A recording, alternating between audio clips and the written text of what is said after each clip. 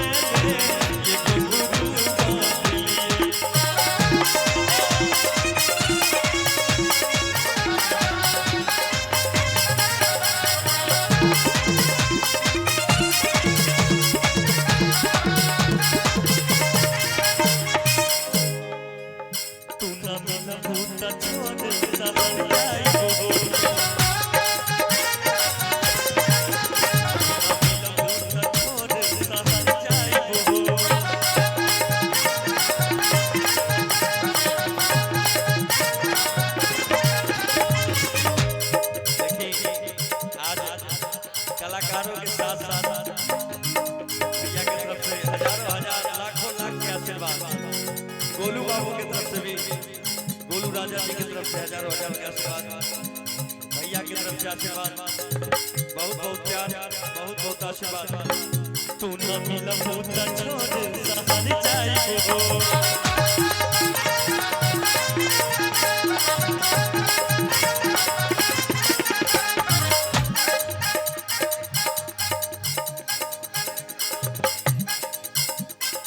प्यार के रंग भरदा,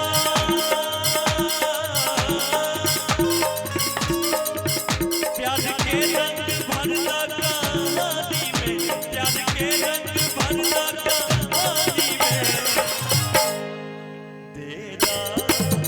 तेरा तेरा दिल जवानी,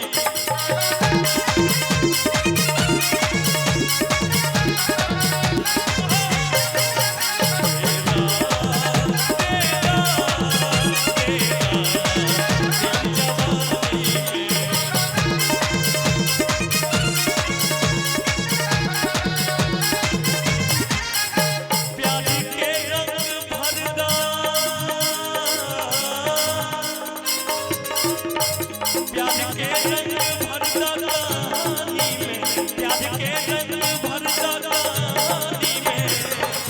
तेरा तेरा तेरा दिल जवानी में,